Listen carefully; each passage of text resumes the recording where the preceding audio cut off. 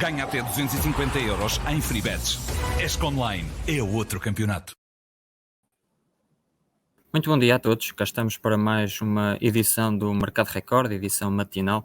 Hoje estou com o Sérgio Cretinas e com o Nuno Barbosa. Bom dia aos dois, bom dia também aos nossos leitores, a quem convido desde já para deixarem as vossas perguntas e comentários.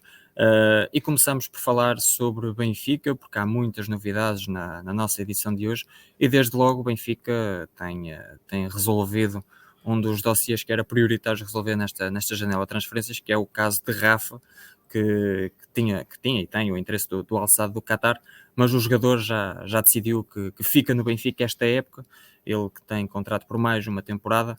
Sérgio, bom dia, começo por ti. Rafa já garantiu que vai ficar no Benfica. O que é que leva Rafa a tomar esta decisão? Muito bom dia, Rafael, Nuno, aos nossos leitores e internautas. É uma decisão, eu diria, esperada da parte de Rafa. Não creio que seja um jogador com muita vontade de emigrar nesta fase da carreira dele, sobretudo com Roger Schmidt. Desde que Schmidt chegou ao Benfica, Rafa, de alguma forma, se calhar mudou até a forma como via a sua carreira, porque se no ano passado, antes de Schmidt, Rafa estava num lote de jogadores gasto e cansado, com muita coisa que se foi dizendo até sobre ele, né? E é público as acusações que foram sendo feitas a jogadores como Rafa, como Pizzi, o próprio Grimaldo, André Almeida, jogadores com mais anos de balneário. Com o Schmidt, Rafa passou a jogar e a treinar com muito mais diversão e com muito mais alegria. E sente-se muito confortável neste papel. O próprio treinador dá esse sinal de que gosta muito do jogador Rafa. Vale o que vale, mas nestes dois únicos jogos de pré-temporada que o Benfica fez até agora, Rafa foi um dos três os jogadores que jogaram de início os dois jogos. Foi o Morato, Rafa estava a faltar o outro, perdão.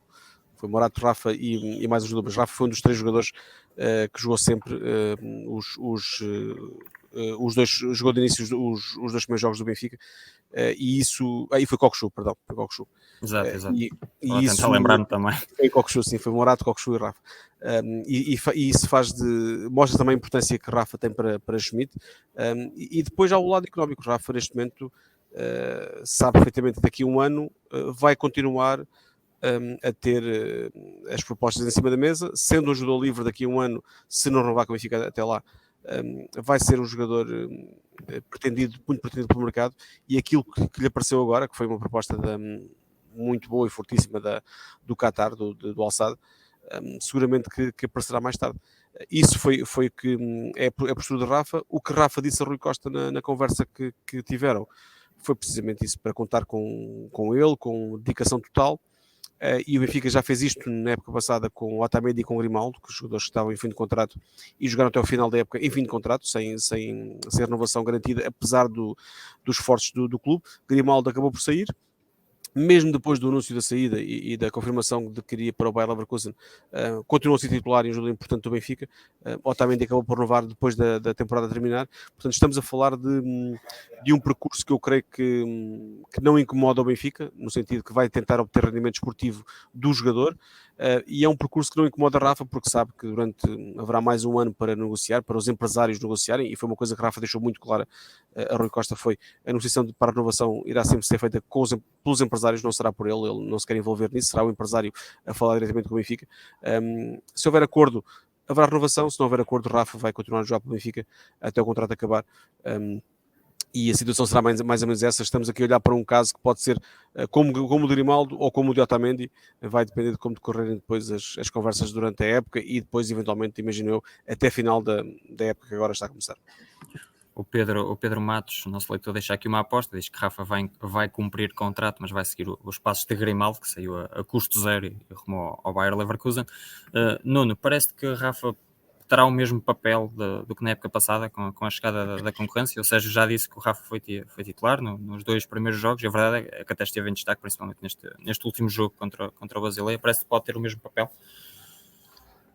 Bom dia, Rafa. Bom dia, Sérgio, e a todos os nossos leitores. O nosso Rafa é um bocadinho mais lento que o Rafa original. Um bocadinho, em pior forma. Eu acho que o Rafa tem tudo para continuar a ter protagonismo no Benfica. Tem os bons exemplos que o Sérgio há pouco falou, de Otamendi e Grimaldo, que apesar de estarem em final de contrato, tiveram uma época. Eu diria que Grimaldo possivelmente teve a melhor época de todas ao Benfica. No Benfica foi esta do último ano de contrato. Tem um bom exemplo. É certo que a concorrência aumentou, mas ele conhece o processo de Roger Smith, conhece bem os cantos à casa, é um dos líderes de balneário. Eu acho que ele tem todas as condições para fazer uma época a grande nível, como aquelas que tem feito nos últimos anos, e diga-se desde que chegou ao Benfica.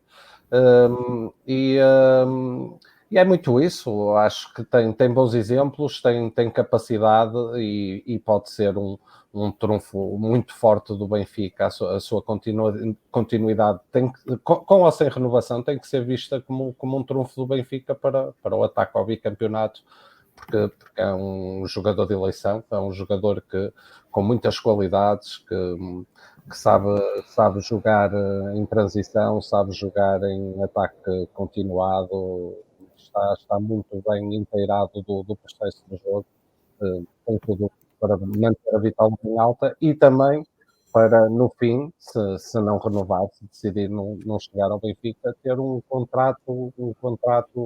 melhor contrato da carreira, digamos assim. Ainda vai a tempo de isso, com a idade que tem e com a qualidade do futebol que tiver.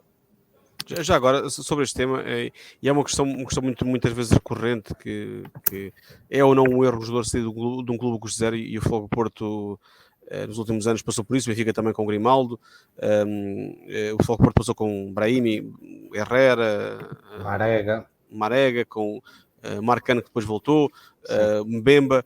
E eu, ao contrário de muitas pessoas que acham muitas vezes um erro os clubes não renovarem com os jogadores ou não venderem antes do fim do contrato, eu acho que o rendimento desportivo que uma equipa tem ou pode ter de um jogador em fim de contrato pode justificar a sua permanência e a sua saída a custo zero.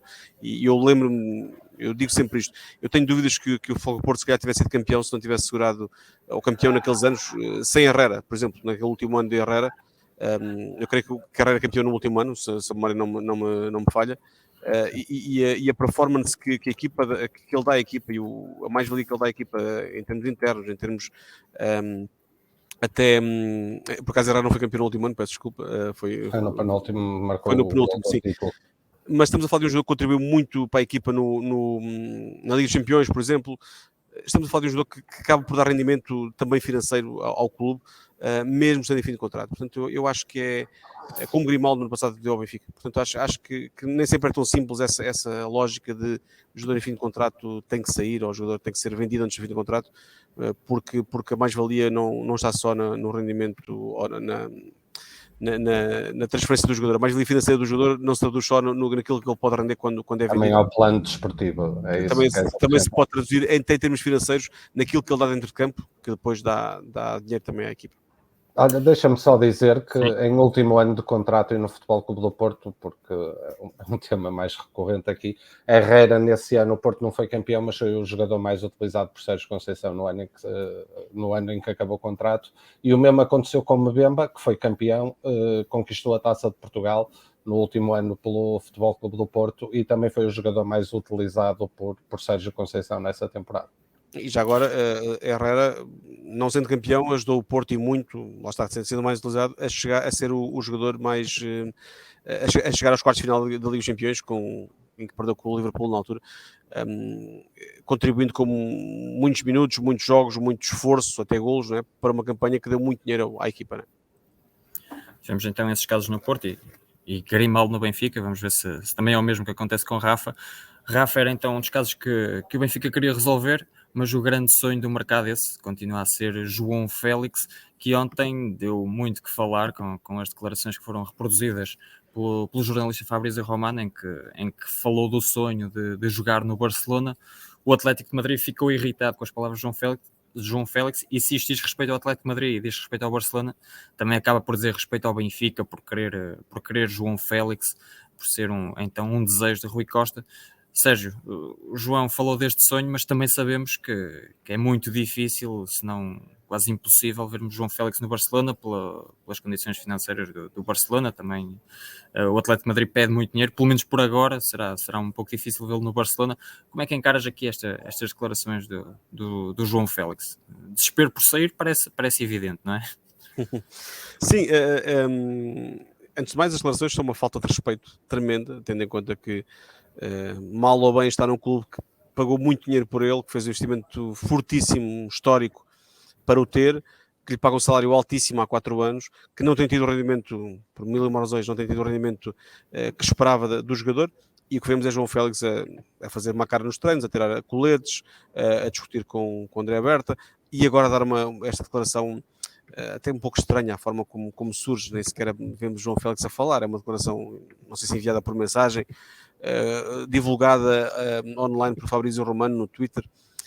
É uma declaração estranhíssima, sobretudo porque é um pescar de olho a um clube que João Félix sabe que não tem condições para o contratar. O Barcelona está sob digamos, alçada do fair play financeiro da Liga Espanhola, não tem condições para contratar João Félix, não tem, creio eu, sequer condições para pagar o salário de João Félix, e parece-me que seria uma opção estranha se o Atlético de Madrid emprestasse João Félix ao Barcelona pagando o salário. Acho que nem sequer faz sentido. Aliás, antes o jornal AS ontem dizia que, quando surgiram estas declarações, que estas declarações confirmavam uma notícia do AS da semana passada, em que de facto uma notícia em que se referia que o sonho de João Félix era o Barcelona, e na altura era muito claro, o próprio jornal AS dizia é impossível o Barcelona nesta altura ficar com João Félix ou ter João Félix. Portanto, eu não entendo muito bem estas declarações, quer dizer, entendo numa lógica de deixar a relação com o Atlético tão deteriorada que será impossível outra saída que não a saída de João Félix neste mercado, quer dizer, e se calhar o João Félix quer apressar a sua saída do Atlético, está claro que vai sair, até 1 de setembro, que é quando fecha o mercado este ano, vai sair seguramente, e eu acho que se calhar estamos a ainda um mês e meio desse dia, e se calhar João Félix quer apressar isso, quer uma solução rápida, porque obviamente acontecer, nunca será muito bom para João Félix mudar para um clube já com a época em andamento, já a 3ª, 4ª jornada do campeonato, para onde for, e esta declaração eu acho que a única explicação que eu tenho visa apressar essa saída, pressionar o Atlético de Madrid para que essa saída aconteça mais depressa. Nuno, parece-te que a ser este o plano de João Félix, apressar a saída, parece-te que estas declarações encaixam bem nesse plano, parece que pode produzir esse efeito e... Parece-me certo que pode apressar ou pode vincar essa decisão dele de deixar o clube. Mas também me parece aqui que o João Félix, numa carreira promissora e ainda curta, já são muitos tiros nos pés. A opção por ter saído para o Atlético não lhe foi favorável, tendo em conta o treinador que é e o seu estilo de jogo mais fantasista, mais livre de amarras táticas e defensivas. O empréstimo ao Chelsea também não foi uma coisa que tivesse corrido muito bem. E agora faz uma afirmação destas que incendeia Madrid, o clube com quem, sobretudo o Atlético, o clube com quem tem contrato. Acho que havia outras formas de mostrar que quer sair e que não era preciso estar num clube e vir dizer que é do rival, até porque João Félix já passou um bocadinho por isso aqui em Portugal, não é? Ele fez parte da formação no Porto, depois foi para o Benfica, agora vai para a Espanha e também anda aqui a saltar de rival em rival. Não sei que poderá ser uma mais-valia para o campeonato português. O Benfica possivelmente terá a estrutura ideal para o acarinhar, para lhe dar a projeção que ele nunca mais teve desde que saiu. mas lá está, respondendo diretamente à tua pergunta, acho que havia outras formas de acelerar o processo de saída do Atlético de Madrid, e esta não foi a melhor. Não foi bonito, não foi bonito. Muitos adeptos do Benfica estão aqui à espera que o Benfica, no fundo, acabe por ser beneficiado de toda esta novela. O Rui Costa também quer, o Benfica vai então tentar, mas lá está. Uma novela que ainda promete durar um bocadinho. Vamos ver o que é que acontece com o João Félix em Madrid. Mas aqui para Uma coisa certa, o regresso ao Benfica parece-me que seria sempre a pior solução para o Atlético de Madrid, para João Mendes, para Jorge Mendes também. Eu até vou dizer uma coisa, eu acho que eu não sei se seria uma solução tão boa para o próprio João Félix, no sentido de talvez numa primeira análise pudesse dar-lhe o conforto que se calhar precisa nesta altura, é verdade, admito isso, mas não sei se não criaria um pouco a imagem do jogador que só resulta em Portugal. Só resulta em Portugal, exato. É um bocadinho... por exemplo, eu já disse isto, Trincão, que fez um percurso também que foi para o Barcelona e voltou para Portugal, eu já acho difícil que dê o salto para um grande clube lá fora. Se pensarmos noutros casos, Ricardo Quaresma, quando voltou a Portugal para o Futebol Porto, fez grandes épocas no Porto, teve dificuldades em sair, depois eram novelas todos os anos para a saída de Ricardo Quaresma. Eu lembro que depois acabou por ir para o Inter, na altura treinado pelo José Mourinho, e foi campeão europeu. Foi campeão europeu, mas quase não jogou no Inter, jogou muito pouco no Inter. A meio da época vai para o Chelsea até, onde também quase não joga. Portanto, perde-se um bocadinho esse embalo nesse passo atrás. Muitas vezes não ajuda nada. Há exceções, obviamente, mas os jogadores que normalmente têm que dar esse passo atrás, já vai ser difícil que os grandes clubes europeus olhem para eles e pensem tem a fibra para jogar um clube de topo e fora de Portugal. E eu acho que a João Félix corre muito esse risco também, voltando atrás, se ainda vai a tempo depois de voltar a apanhar o comboio. E o plano A de João... Força, Rafa. Não, ia dizer, o plano A de João Félix aparenta mesmo ser fazer uma terceira tentativa num clube de elite, né? Pelo menos são essas as pistas. Fala do Barcelona, também houve a notícia do L'Equipe a falar de Jorge Mendes ter oferecido o João ao PSG, portanto, isso parece ser o plano A de João Félix é manter-se num clube de elite, não é? Claro. Um clube de elite estrangeiro. Sim, um clube de nível daqueles que vão talvez lutar candidato à Champions, sim. Sim, mas isso obviamente que eu imagino que seja o plano do João Félix. Se perguntarem qualquer um de nós, também diríamos que também seria o nosso plano jogar um clube desse de elite, né? Quer dizer, nesta altura nós não temos condições para o fazer, nunca tivemos. João Félix poderá ter, mas é difícil para ele que esses clubes olhem para João Félix como uma alternativa séria, real, nesta altura. O preço vai custar, estou a perder-te, Sérgio. Não sei se é do micro. 4 anos não foram muito felizes. Uhum. E já são 2 experiências internacionais que não correm bem. Se calhar uma terceira não lhe dará margem. E voltando ao Benfica, quem sabe se poderá relançar. Era nessa perspectiva que eu falava há pouco, mas concordo com o que o Sérgio disse. Mas também há esse risco de ir para um terceiro clube de elite e ter o mesmo rendimento que teve no Atlético ou no Chelsea, e correndo mal, depois também não fica com muita margem para chegar à elite do futebol. E antes de passarmos aqui para a atualidade de Sporting e Futebol Clube do Porto, há aqui mais 2 temas que queria para comentarem, porque o Benfica vai mesmo à procura de um lateral direito, depois da experiência com o João Vítor, que foi testado como alternativa à Bá nos 2 primeiros particulares. Sérgio, está aqui uma evidência que o João Vítor foi mesmo uma experiência para ver no que dava e de facto não terá convencido o Roger Schmidt, certo? Sim, para já parece-me que não. O que vimos nos 2 jogos que foram à porta aberta parece-me curto para aquilo que o Benfica precisa. Eu diria que se nesta altura o Benfica não. Se o Benfica começar a época sem nenhum lateral, arrisco-me a dizer que será o Freddy Cornes a jogar lateral direito se houver algum problema com o Bá, como já aconteceu no ano passado, em que até havia Gilberto. Portanto, parece-me que João Vítor não. É uma grande quebra de qualidade na equipa quando o Bá é substituído por João Vítor. Já não é tão grande quando é por Orgens.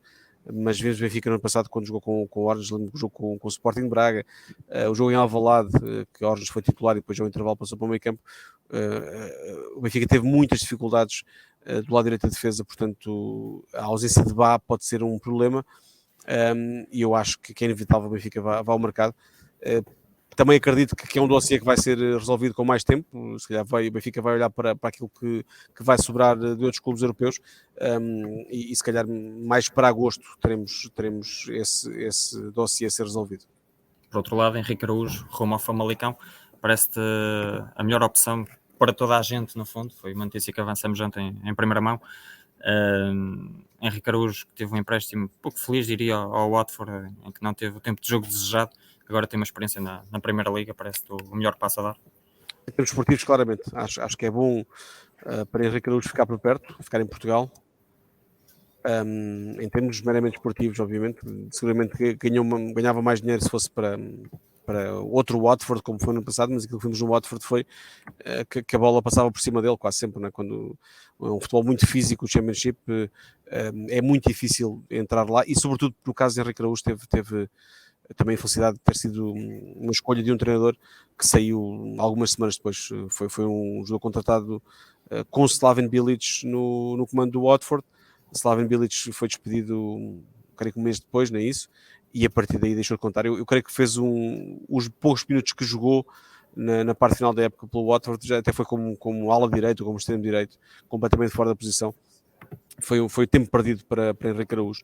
Eu creio que estar em Portugal vai fazer bem. Estar num clube e numa equipa orientada por João Pedro Sousa vai fazer bem também, porque é um treinador que eu gosto da forma como as equipas de João Pedro Sousa jogam, gostam de ter bola, gosta de jogar ao ataque, não é daqueles treinadores que põem 11 cá atrás e um à pesca-se lá à frente sozinho. Portanto, acredito que Henrique Araújo possa ter aqui uma oportunidade muito boa para se afirmar no futebol em Portugal.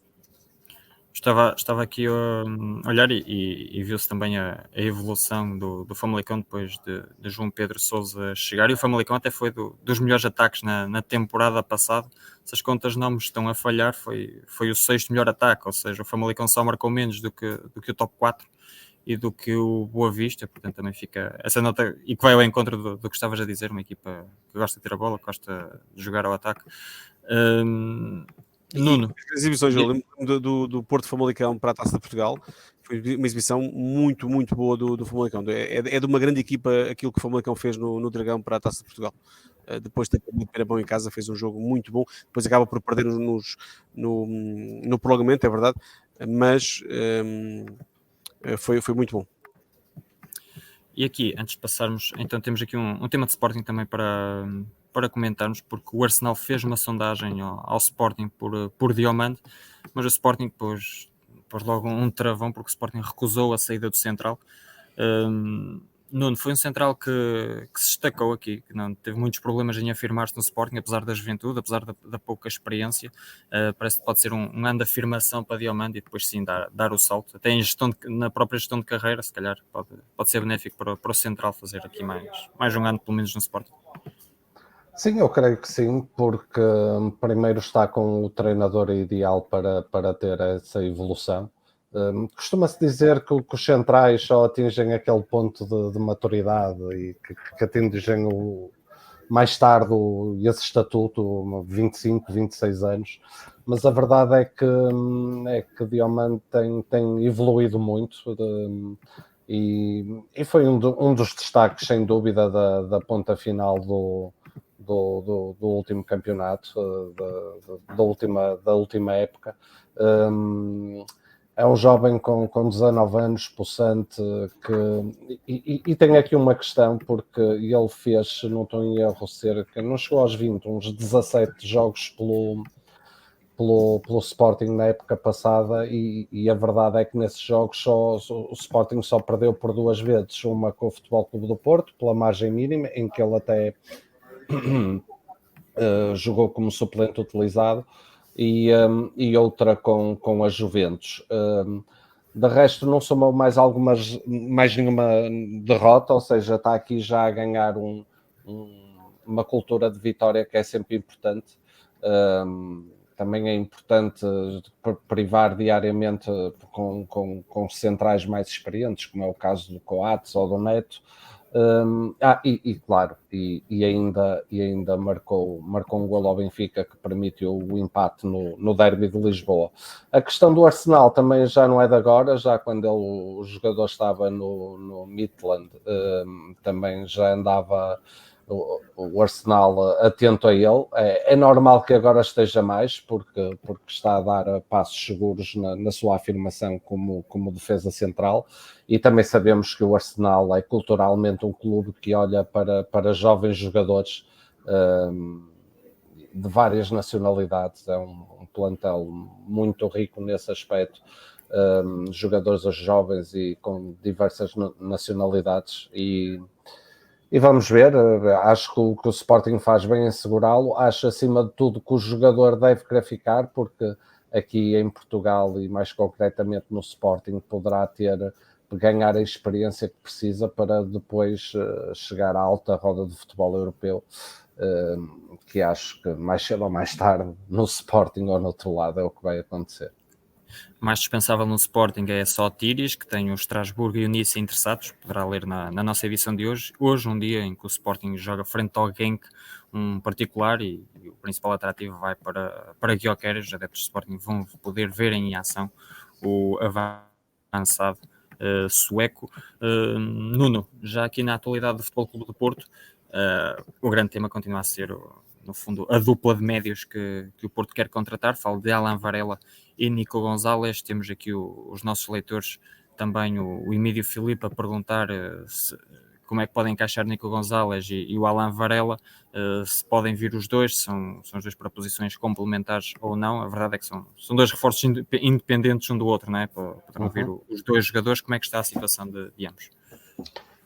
Ora bem, primeiro que tudo, deixar já claro que são dois jogadores diferentes. Alan Varela, um centrocampista mais defensivo, e Nico Gonzalez, com mais criatividade, mais chegada ao último terço, mais preponderância nesse aspecto do jogo. É no fundo o que diz aqui o Manuel também, a falar das características de Alan Varela e Uribe.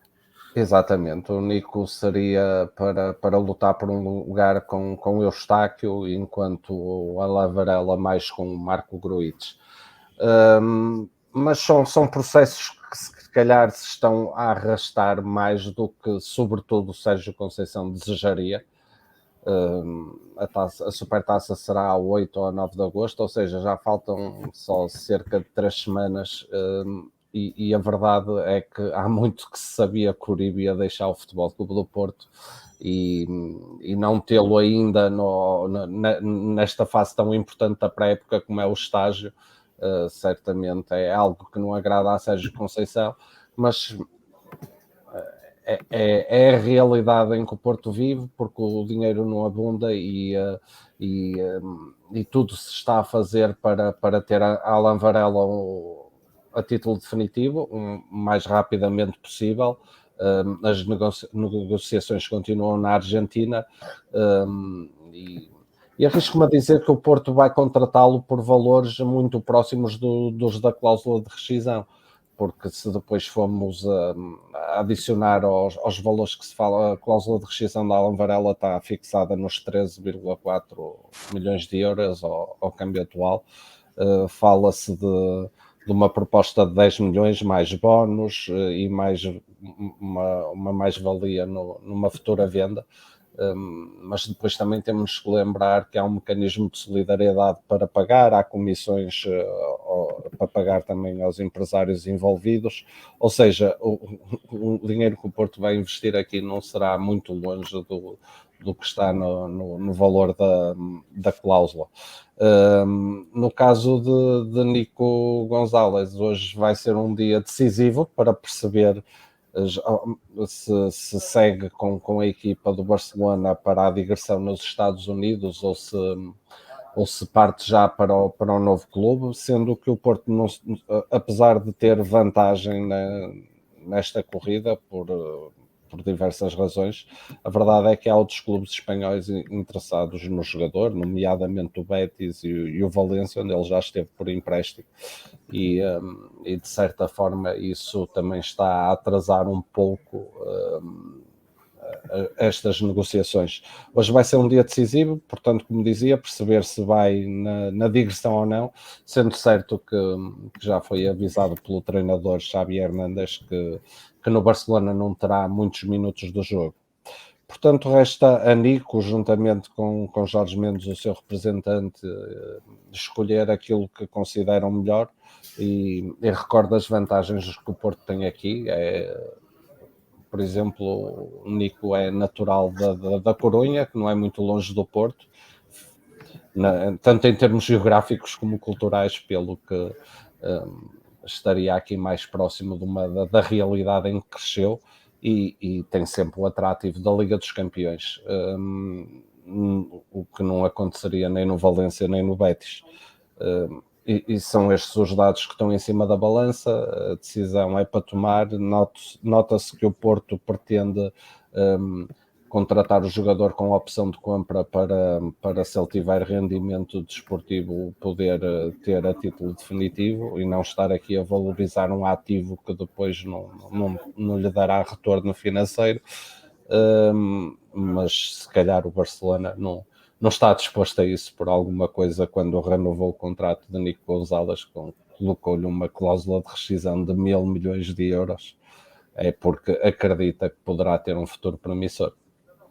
E chegamos ao fim da nossa edição do Mercado Record. Já sabe, poderá continuar a acompanhar as novidades do mercado no nosso site, e mais logo fica o convite às 7h30 para mais uma edição do Mercado Record. Sérgio e Nuno, obrigado pela vossa presença, obrigado também a quem esteve desse lado e até à próxima. Até à próxima. Ganha até 250 euros em free bets. ESC Online é outro campeonato.